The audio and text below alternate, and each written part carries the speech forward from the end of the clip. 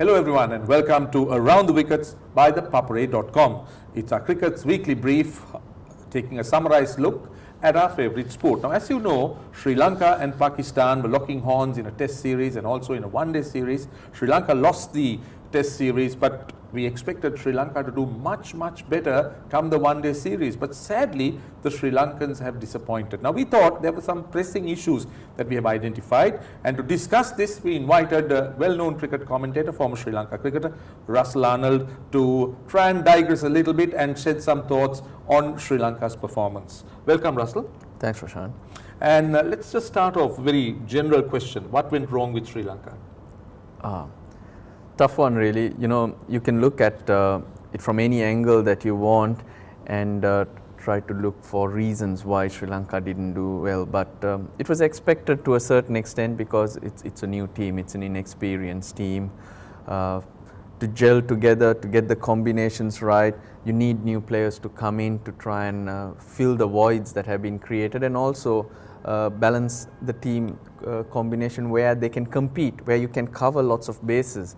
So Sri Lanka at that point, and it's a little tough to be very critical of how they are going forward. But yet you do have to say that it was very disappointing how they did perform. For me, the most pressing issues were the fact that there was no energy in the field. If your fielding is up to it, if you're showing energy, you're showing determination, you're showing anticipation, the rest generally does tend to fall in place. But that was of a very poor standard, and for me, I wouldn't look further than that. That's where you need to address first. You'd probably talk about the combination and the team that Sri Lanka went in with their options.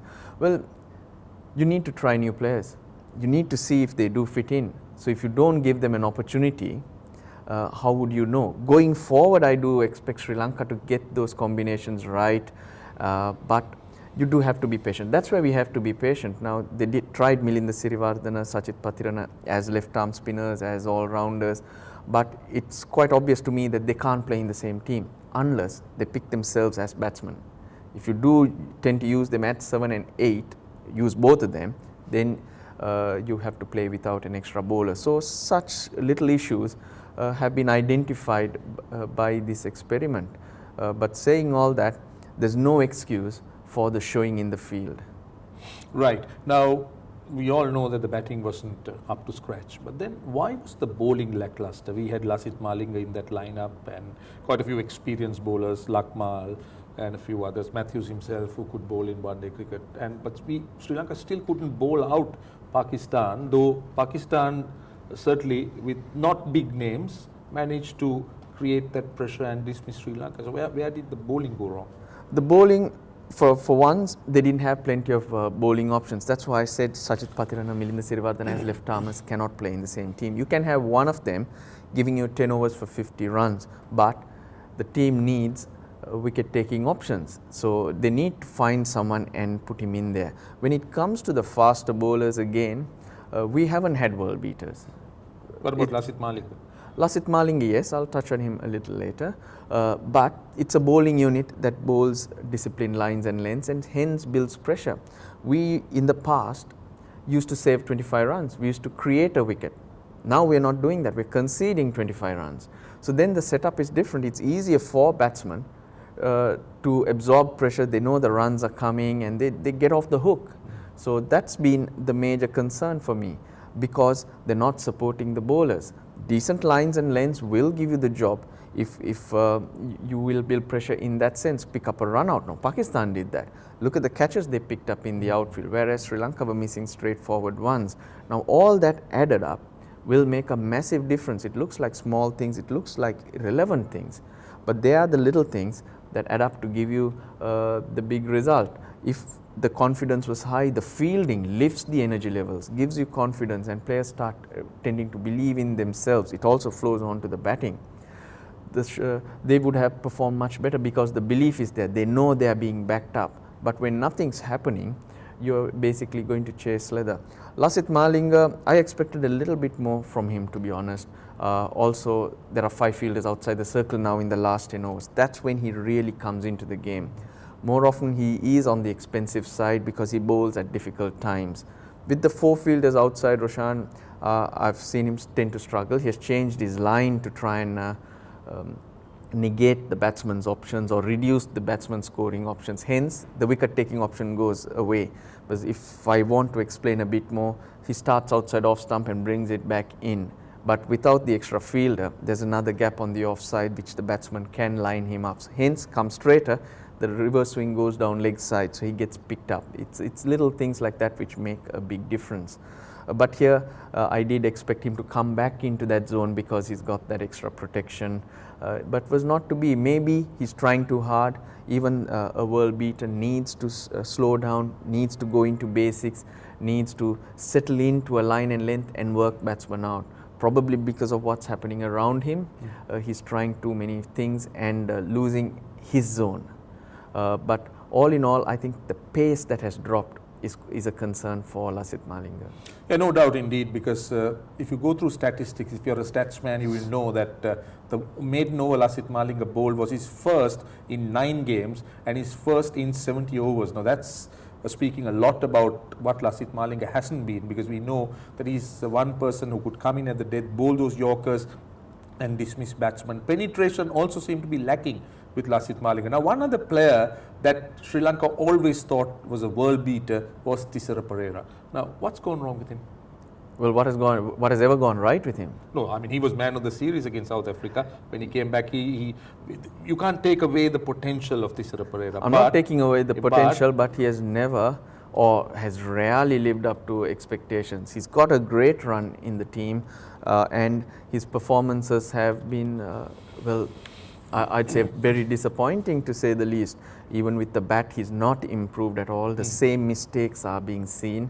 And also, you probably might even sometimes question his fitness levels.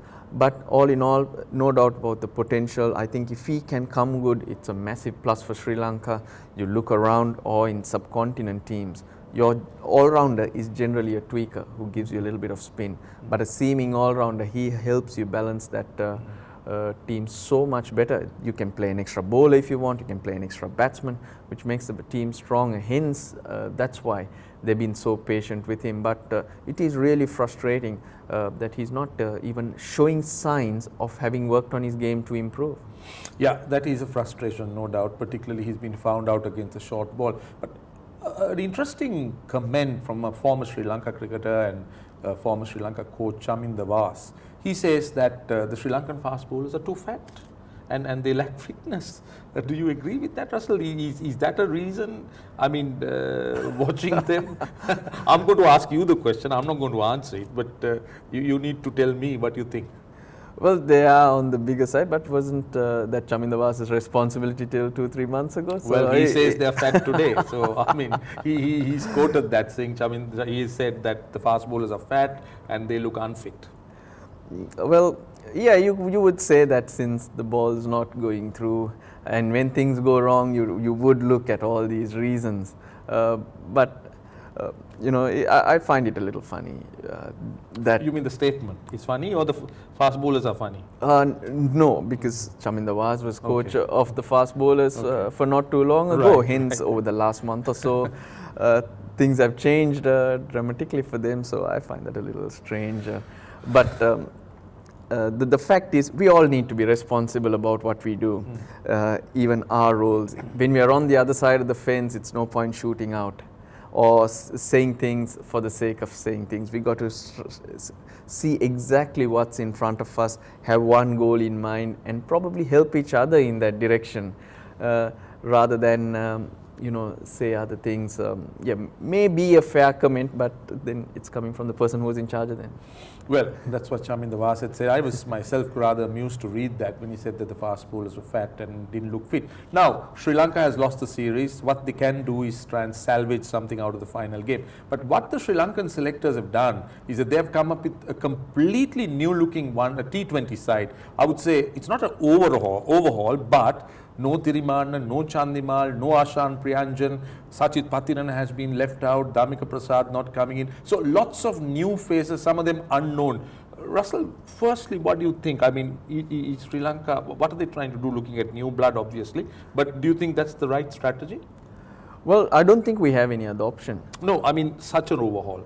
I don't look at it like that. I see it in a way that we need to see players, right? The players we've seen, we've been critical here about them. So you need to give them an opportunity. Hence, it's a great opportunity to see some new faces. It's not the end of the road. It's not the T20 team or whatever. This team will change. It's just that it's a great opportunity to see the likes of Shehan Jayasuriya, Dashun Chanaka, what they can do. And also, if they do well, it will be a kick in the butt to the likes of Thirimana and Chandimal, who will know that they cannot sit back, that they have to work on their game and improve. I think it's the way to go. T20, try and see if these guys have the character, if they have the skill to fit in. I mentioned to you, we need to be patient, we need to see what's going around. If we don't play these players, how do we know? We're just sitting at home and trying to pass judgment. So let's see what they do, and performances there will only get these senior boys on their bike again. Just probably what Sri Lanka needed, but it's not the end of the road for anyone. It's just an experiment, and I think we all need to understand that, where the selectors are coming from. And even if you were not a selector at this stage, rather than trying to be too critical of what's been done, look at it from a positive angle, from what Sri Lanka can gain in this situation. Right. Well, it's not, I should say, all is not lost for Sri Lanka or Sri Lankans, because one Sri Lankan seemed to be really making the headlines, and that is Chandika Hathurusinghe, who's now the coach of Bangladesh. And Bangladesh seemed to be going through a purple patch, beating all the top teams in one-day cricket and now giving South Africa a real run for their money in the test match. Now, do you honestly feel that this dream run can be continued, and what do you see Hathurusinghe's contribution towards this Bangladesh resurgence? I think keeping them on the ground is the key factor. In the past, Bangladesh have shown signs of talent, have shown signs of skill, but it's consistency that they lacked. When they get a win, they tend to take 10 steps back, and I think I put that down to the thinking, the thought process on success. They feel they've beaten the world when they've won that. But now you can see them even in their celebrations, very grounded, and I think that's what Chandika Hathurusinghe has brought in most importantly. Tactically too, they're a little bit more sound, and they're playing a type of cricket that we haven't seen before. So that has to go down to the think tank. We're seeing fast bowlers winning matches for them. In the past, you get the dirty spinning track and get 10 left armers turning their arm over, and they get over the opposition. But they beat India with seamers, a youngster coming in. So they've identified that. We hadn't seen that in the past. So it's got to come down to those who are looking at the system right now. On Hathurusinghe, well, he's a strong character and a shrewd tactician as well. He reads the game well, and where I give a lot of credit to him was when we were playing against each other, we were basically competing for one spot, and there was a lot of animosity, there was aggression between each other. And he moved on, became a coach, and in my last few years I had a run with the A team. He was coach, and his attitude towards me was totally different. I did not feel any of the aggression I felt from him as a player, which was superb from his point of view, because from a coach's point of view, it's about player management. It's not about the past. It's not about anything else. Yeah, of course. So that's where he earned a lot of respect from me, Roshan. And with Mario Villavarayan, he was moved on from here for some reason. He's played first class cricket, he's toured with Sri Lanka, he had great knowledge, and I thought he would have been a great person to have and maintain the fitness levels Chaminda Vas is talking about. He was a fast bowler himself, so he knows a lot more, and he's qualified too. Kalpagay's moved on from the fielding coach's role, and you can see a difference. So not much needs to be said about their contributions and their values there. Yeah, no doubt indeed. I think the Sri Lankans have contributed immensely to that Bangladesh's performance, and as he said, I believe it's the self-confidence that seemed to be really sinking in with Bangladesh. Now, talking about self-confidence and talking about winning, what do you make out of the second test, Australia-England? I mean, England brought down to earth with a massive defeat after that win in the first test. I mean, do you think it was the aggression of Johnson, or simply the Englishmen couldn't just cope with the Australians? Well, to me, attitude is everything. The attitude you go in to play a game, decides your fate. I think England won the first one. A flat track was prepared. Lord's was flat. I'm talking about the Lord's Test. Yeah, Lord's was flat because they wanted to play it safe. They went in with that mentality. On that first day, the bowlers got nothing. Australia got the runs on the board, and then it's uphill battle. A little something happens, a bit of aggression. Your mentality was to close the game up. Hence, you find yourself in a hole. That's the way it happens. England should have been positive. It's a 5-test series. There was no reason to close this up. We've seen that with Sri Lanka as well in the past. That's where you need to keep playing positive cricket. You need to attack the opposition. If you sit back looking for reasons, they'll be all over you. Against Pakistan not too long ago, that test match in Sharjah, where we lost when Pakistan scored 300 runs in 2 sessions. Yeah. We could see that coming with the way Sri Lanka played from the second day. And again, if you look at the series that have been drawn in Sri Lanka since Murali's retirement, Sri Lanka very good in goal, winning the test matches every time they lose in Colombo, because you come with the mentality of closing it up. It makes a massive difference. Right, so that could have been England's problem. Now, finally, I know it's going to be a tough one for you. Let's talk about the World T20 and the 6 teams that have qualified. Oman has qualified and no UAE. Have you been following these guys? Do you know anything about them? I have been, but why did you say it's a tough one for me? Because I didn't think you were following them. No, I've been watching a bit of that amongst all the other cricket that's been happening. Okay, name the Oman's captain. Oh, no, now you're putting me on the spot. You said you've been watching them. I've been watching them, but not following it as closely as I should have been because of other involvements. It's tough to sit on cricket only all day long. I am a sports lover, so there's lots of... that's you. You have your business interest to look after. That's you. For me, it's all about sport, and there's a lot more happening which I do tend to follow. But it's a great stepping stone for these teams. I saw some high quality cricket being played out there. It was competitive. Now, can they lift it a notch come the T20 World Cup? It's a massive win for Oman, for Hong Kong. Of course, it's a lot of subcontinent players who do play in those teams. Who I expect basically, but the cricket is improving and we're having different teams coming forward. Now, is that a good sign or a bad sign?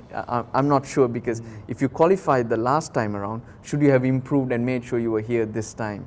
But a new competitor has come in, so maintaining those standards is very, very crucial in developing cricket. That's what all this is about, in trying to make it a bigger sport. No doubt. I think it also involves few other things like professionalism and professional players and consistency and all that. Russell Arnold, thank you so much for being with us. We enjoyed your thoughts and also your company. Well, that's it on Around the Wickets. You can follow ThePapare.com for all that's cricket, and also you can send your queries to #AroundTheWickets on Twitter, also on Facebook, or email us editor@ThePapare.com. I also want to remind you, you could listen to the audio updates of the Sri Lanka-Pakistan series on Cricketry. So thank you for joining us. We'll see you again very soon.